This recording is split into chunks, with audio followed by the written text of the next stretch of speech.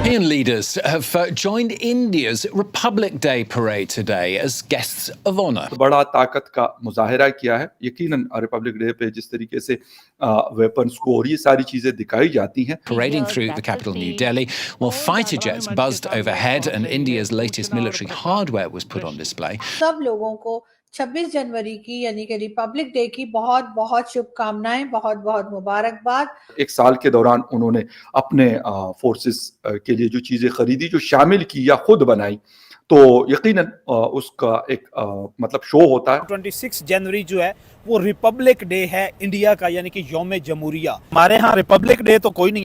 آج بھارت کا 77th happy republic day ہے، اور یورپین یونین کے کمشنر بھی آ رہے ہیں وہاں پہ. ٹھیک ہے، تو ہے یہ کہ دراصل اس دفعہ ایک بہت اچھی اپرچونٹی ملی ہے انڈیا کو. انہوں نے ٹریڈ ڈیل وہاں پہ کرنی ہے، جس کو سینٹوس ڈا کوسٹا نے خود کہا ہے کہ یہ mother of all trade deals ہوگی، جو کہ ہسٹری نے کبھی نہیں دیکھی. The EU's top two leaders, Commission President Ursula von der Leyen and Council President Antonio Costa, are attending India's Republic Day parade. World کا سب سے لانگسٹ ریٹن کانسٹیٹیوشن ہے. 6 گھنٹوں سے یہ واچ کر رہا ہوں بھارت کی ریپبلک ڈے کی جو پریڈ ہے.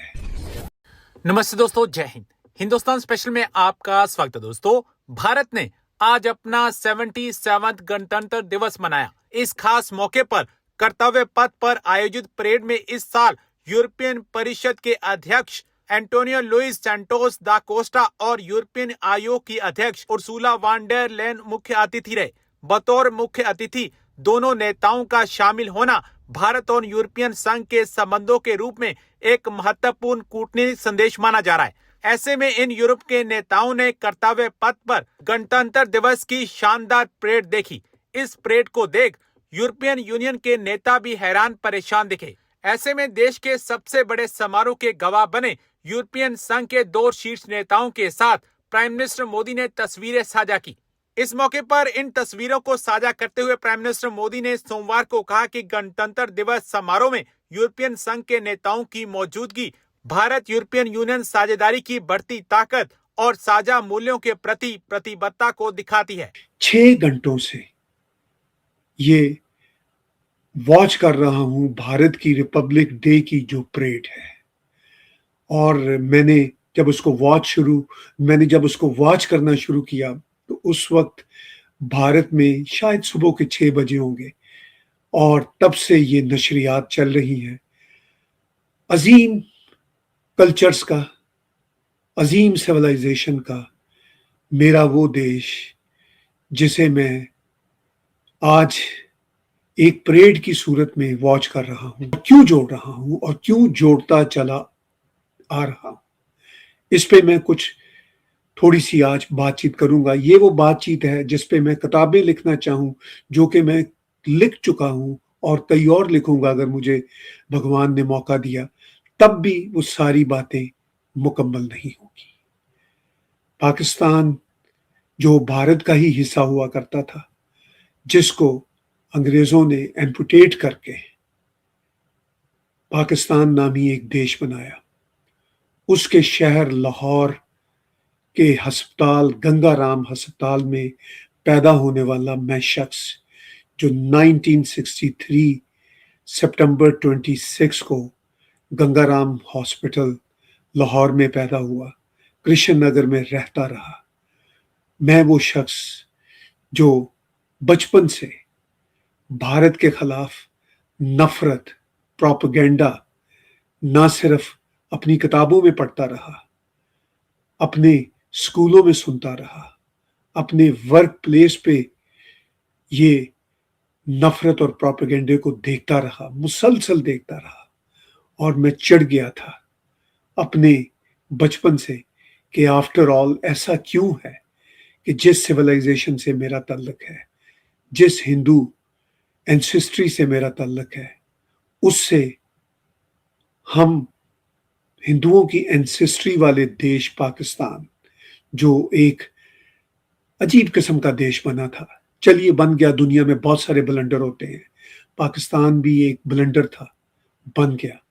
لیکن جب میں نے اس کو اپنے بچپن، لڑکپن اور جوانی کے زمانے میں بھارت سے نفرت کرتے دیکھا اور سنا تو میرا دل نہیں مانتا تھا کہ یہ سچ تھا.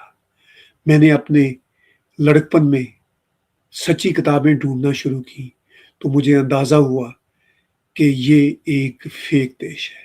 چلیے میں سمجھ سکتا ہوں کہ پاکستان کے 240-250 ملین لوگوں کو پاکستان سے بے پناہ محبت ہو سکتی ہے یا ایک جھوٹی محبت ہو سکتی ہے. چلیے اس محبت یا جھوٹی محبت کا انہیں حق ہے، لیکن کیا مجھے یہ حق نہیں کہ میں ریالٹی کو سمجھ سکوں؟ تو میں نے ریالٹی کو سمجھنا چاہا، جاننا چاہا. آج میں آلموسٹ 63 ایئرز کی ایج پہ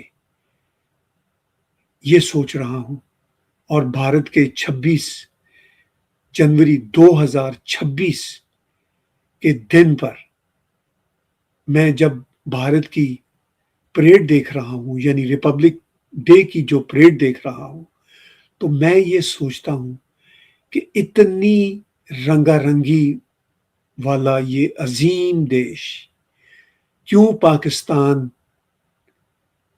کو جدا کرنے پہ مجبور ہوا. بلا شبہ بھارت نے پاکستان کو جدا نہیں کیا. کچھ تھیوریز کہتی ہیں کہ وہ بھی شاید جان چھڑانا چاہتے تھے، لیکن در حقیقت یہ انگریزوں کا ایک پلان تھا اور یوں پاکستان بن گیا. جب انگریزوں کے اس پلان کی بات ہوتی ہے تو لوگ اکثر کہتے ہیں کہ انگریزوں کے پلان سے اسرائیل بنا تھا. تو میں یہ کہتا ہوں کہ نہیں، اسرائیل تو یہودیوں کی اماج گاہ رہا ہے ہزاروں سال سے. اس کا اس دھرتی پہ اپنا دیش بنانا بالکل سمجھ آتا ہے، مگر پاکستان نامی کوئی قوم یا پاکستان نامی کسی دیش کا نام کبھی بھی اس روئے زمین پر نہیں رہا. پاکستان آج جن لوگوں کا دیش ہے، ان لوگوں کی 90% ہندوؤں کی اینسیسٹری سے آتی ہے. لیکن جب میں یہ بات کہتا ہوں یا کرتا ہوں تو لوگ برا منا جاتے ہیں. لوگ یہ کہتے ہیں کہ یہ کیسے ہو گیا کہ آپ ہمارے اسلامی پاکستان پہ اعتراض اٹھاتے ہیں. ہم بھی تو یہاں پہ کچھ 700-800 سال پہلے، 1000 سال پہلے عربستان سے، ترکستان سے، سینٹرل ایشیا سے، افغانستان سے آئے تھے. نہیں، آپ میں سے یعنی آپ کے پرکھوں میں سے اگر آپ سمجھتے ہیں کہ وہ آئے تھے مسلمان کی حیثیت سے، تو وہ تو چند لوگ تھے.